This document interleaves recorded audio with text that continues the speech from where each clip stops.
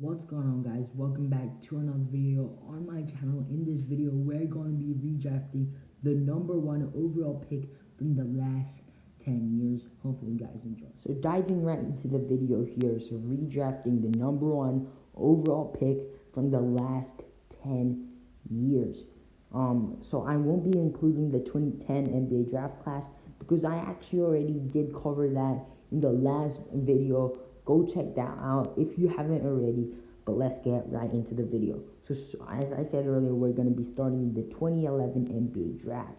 So this I'm gonna go with Kawhi Leonard. This was a pretty stacked draft class with 7 NBA All-Stars in this NBA draft. This draft class also included players like Klay Thompson, Kyrie Irving, Jimmy Butler, Kemba Walker, Nikola Vucevic, and Isaiah Thomas. You could definitely argue Kyrie deserved being here.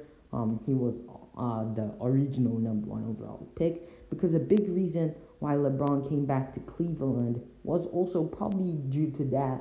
And Kyrie Irving is probably a better match, is a probably better player to play alongside LeBron than Kawhi would be to LeBron, at least in my opinion. However, you could also argue Klay, who is one of the best shooters in NBA history, and maybe even someone else that I mentioned earlier. However, Kawhi Leonard is, in my opinion, the best here. If you don't know Kawhi Leonard, this is his career stats and accomplishments so far, even though you probably know him because in the 2018-19 NBA season, he was the main player that led the Raptors to win the NBA championship. But anyways, he's averaging 18.7 points per game, 6.4 rebounds per game, 2.7 assists per game, 1.8 steals per game, and 0.7 blocks per game. While shooting 49.1% from the field, 38.3% from three, 85.5% from the line, with a true shooting percentage of 59.7% while playing 31 minutes per game. His accomplishments so far are 4-time All-Star, 2-time NBA champ, 6-time All-Defensive, 2019-20 All-Star MVP, 2-time Finals MVP, 2014-15 Steal champ, 4-time All-NBA, and 2-time Defensive Player of the Year. So for the 2012 NBA draft, Anthony Davis. This draft class was another pretty stacked draft class with Anthony Davis, Bradley Beal, Damian Lillard, Draymond Green, Chris Middleton, and Andre Drummond. However, AD is the best here in my opinion. You could definitely argue for Damian Lillard, who did win Rookie of the Year, to be here. And even Beal, who was a top scorer this year, sadly he couldn't lead his team to the playoffs because his team wasn't too great. But Draymond was a part of the Warriors that was winning many championships, and we'll even see how good they are next year. And then for Chris Middleton, he's the second option alongside Giannis. And Andre Drummond is one of the best rebounders in the league right now and was the best before. However, Anthony Davis did not just help the Lakers win a championship alongside LeBron as a star. He did win. AD did just help the Lakers win the championship alongside LeBron as a star, so that is a big accomplishment for him. Some of his accomplishments and career stats right here are 7-time All-Star, 2019-20 NBA champ, 4-time All-Defensive, 2016-17 All-Star MVP, 3-time block champ, 4-time All-NBA, 2012-13 All-Rookie team, and Damian, in his career, AD is also averaging 24 points per game, 10.4 rebounds per game, 2.2 assists per game, 2.4 blocks per game, and sorry, I meant to write steals per game here, but 1.4 steals per game, while shooting 51.5% from the field, 31.9% from three, while shooting 84.4% from the line, with a true shooting percentage of 58.8% while playing 34.5 minutes per game. For the 2013 NBA draft, this is quite self-explanatory, but Giannis Antetokounmpo. So just letting you guys know, a lot of these picks that I will mention across this entire video are the number one overall picks the Cavs didn't have. So if the Cavs would have guessed the future somehow, at this point they would have already had Kawhi Leonard, someone as good as around Beal in the draft, and now Giannis. So obviously, just with this, they would probably already be an NBA dynasty by now. However, if they still got all of these high draft picks, they would now even acquire Giannis, which is even crazier. Which is why the Cavs could if they had somehow predicted the future, they would have definitely been the best team in the NBA and probably an NBA dynasty, unless one of these players didn't develop for some reason, as they did. Um, this draft class also included Rudy Gobert, Victor Oladipo, CJ McCollum, and Steven Adams. The best is obviously Giannis, though. For example, before you could probably have argued Rudy Gobert, since he was the only one here with Defensive Player of the Year. However, now Giannis won Defensive Player of the Year and even the MVP award in the same year, which is only being done by Hakeem and Jordan before, which is obviously some great company there. But he has now also won unanimous MVP. Just in case you don't know Giannis's accomplishments and recent stats, here are the following. And he's also still 25, so he's still improving. And I only did do Giannis's for the last two seasons because unlike other players who made an impact as soon as they made the NBA, for Giannis it took a little while to develop, which is obviously also why he won the Most Improved Player award in the 2016-17 NBA season. So Giannis is a four-time All-Star, three-time All-Defensive, 2019-20 Defensive Player of the Year, two-time MVP, obviously won that unanimously, four-time All-NBA, 2013-14 All-Rookie Team, and as I said earlier, he's the 2016-17 Most Improved Player. For the last two seasons, his stats are 28.5 points per game, 13 rebounds per game, 5.8 assists per game, 1.3 blocks per game, and 1.1 steals per game, while shooting 56.6% from the field, 28.4% from three, and 68.3% from the line. His three-point shooting and his free throw shooting and his shooting in general, he still is working on. But if he does improve that, he will be even more of a threat. And that will be even harder for other players to guard him, and he will basically definitely be unstoppable. And his true shooting percentage is 62.9% while playing 31.7 minutes per game. So for the 2014 NBA draft, I'm gonna go with Nikola Jokic. This draft class also included NBA stars like Zach LaVine and Joel Embiid. And Nikola Jokic was actually selected all the way down in the second round of the NBA draft. But however, in my opinion, among these players, I think Jokic is the best player here. You could say Zach LaVine, but I think Jokic is definitely better, and you could definitely say Joel Embiid as well. However, I think Jokic is currently the best center in the NBA. Jokic is also the most complete player, in my opinion, since he can also play make, shooting 42.9% from three during the playoffs this year, and being able to attack the paint as well as Joel Embiid, while Jokic is also a better playmaker. However, Embiid is better on the defensive rebounding category, having made the all-defensive team and averaging more rebounds than Jokic. So this is definitely a close argument. So you could argue Embiid is better, but in my opinion, I think Jokic is better. But comment down below if you think Embiid is better. In case you don't know his career stats and accomplishments, they are 17 points per game, 9.6 rebounds per game, 5.5 assists per game. So obviously averages more assists than Embiid, but 1.1 steals per game, 0.7 blocks per game, while shooting 52.4% from the field, 33.8% from three, 82.6% from the line, with a true shooting percentage of 60.4%. And his career accomplishments so far are two-time All-Star, two-time All-NBA, 2015-16. Sadly, I can't really see that, but I think I'm pretty sure that Actually, I don't really know, um, sadly, but uh, I'll I'll tell that in the end of the video. Um, but anyways, the 2015 NBA draft, Karl Anthony Towns. This draft class also included other players like D'Angelo Russell, Miles Turner, Devin Booker, and Kristaps Porzingis, who you could argue is the best here. I think, like many people, Karl Anthony Towns is the best here.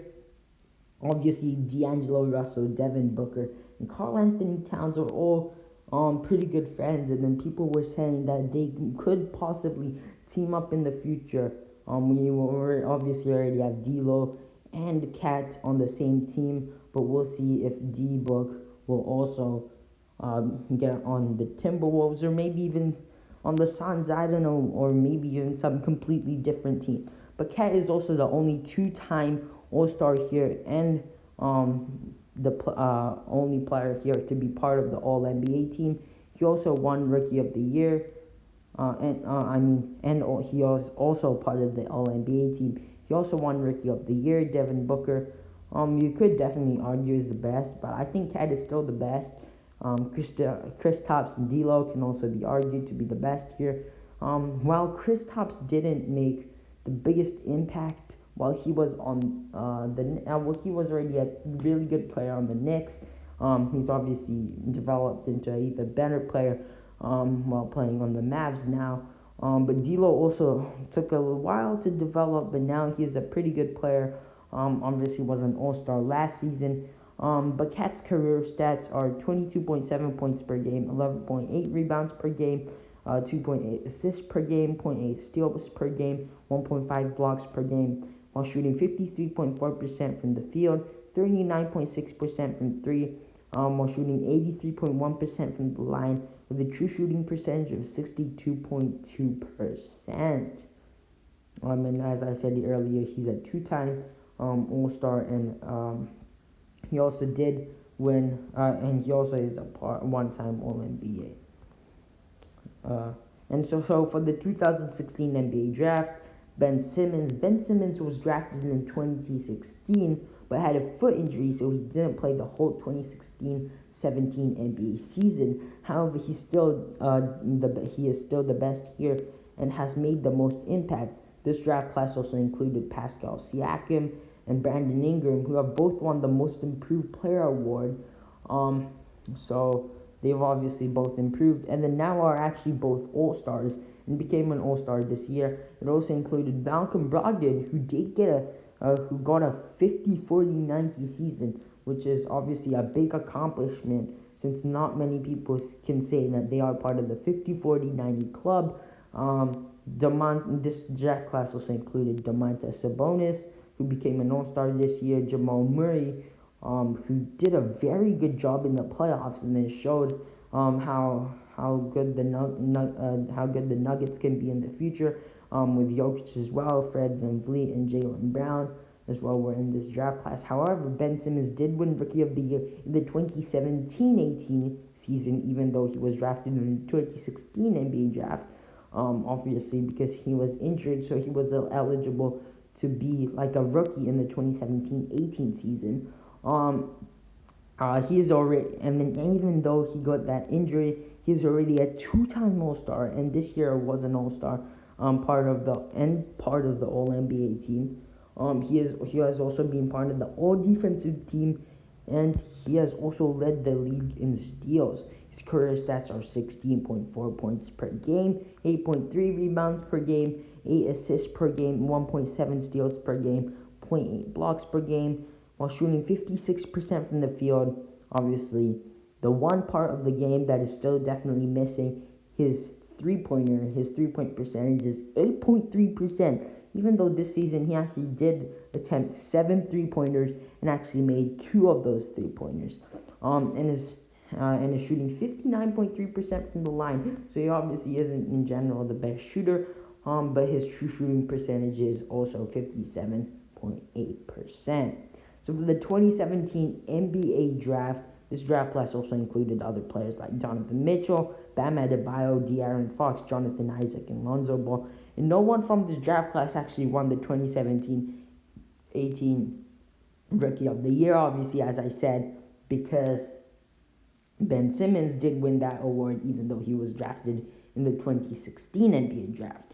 This draft class also included other players like Donovan Mitchell, Bam Adebayo, De'Aaron Fox, Jonathan Isaac, and Lonzo Ball. While you could argue Donovan Mitchell, and you could say Bam Adebayo should have won the most improved player, who you could say should have won the most improved player award this year over Brandon Ingram, and you could also argue he's the best here, and maybe even someone else in the future who is still getting better, like De'Aaron Fox, who's very athletic and maybe will improve his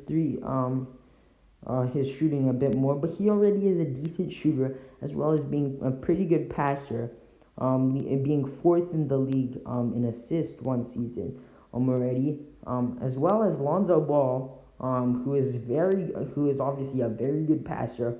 He is compared to Magic Johnson at passing, which is obviously shows how that you have to be a great passer to even be compared to Magic Johnson. So, anyways, he also does have an improving jumper and is very athletic. I think Jason Tatum is the best here, though. His career accomplishments and stats are: he's a one-time All-Star, 2019-20 All-NBA, 2017-18 All-Rookie, and his career stats are 17.3 points per game, 6 rebounds per game, 2.2 assists per game, 1.2 steals per game, 0.8 blocks per game. We're shooting 45.7% from the field, 40.1% from three, 82.9% from the line, with a true shooting percentage of 56.6%.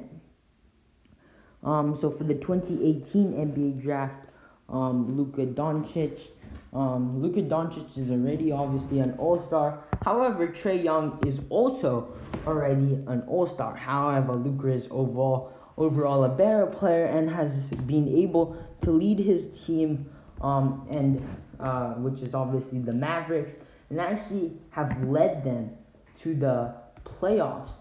Obviously this season, until they lost to the Clippers. But he already did a really good job leading a team, and already just in his second season, already doing this doing all this while leading his team. But while Trae Young wasn't able to reach the playoffs. However, the Hawks do have a lot of young talent and do have a bright future if everyone does reach their full potential. This draft class also included other players like Jaren Jackson Jr., Shai Gilgeous-Alexander, DeAndre Ayton, and Michael Porter Jr., who dropped down all the way to the second round, even though he was supposed to be a lottery pick due to injury, a bit like Ball. But obviously, MPJ also did do pretty well during the playoffs this year in the bubble. In case you don't know Luka's stats, career stats and his achievements, here they are. He's a one-time All-Star, 2019-20 All-NBA, 2018-19 All-Rookie. He's also the 2018-19 Rookie of the Year. And his career stats are 24.7 points per game, 8.5 rebounds per game, 7.3 assists per game, 1 steal per game, while shooting 44.5% from the field, 32.1% from 3, 73.7% from the line, and shooting with a true shooting percentage of 56.6%. So for the 2019 NBA draft, I'm going to have to go with Ja Morant, even solely off of the fact that we weren't able to see Zion play the whole season. It is still pretty early to say, but as of now, Ja Morant is here because he won Rookie of the Year and was able to play at a pretty high level for the whole season.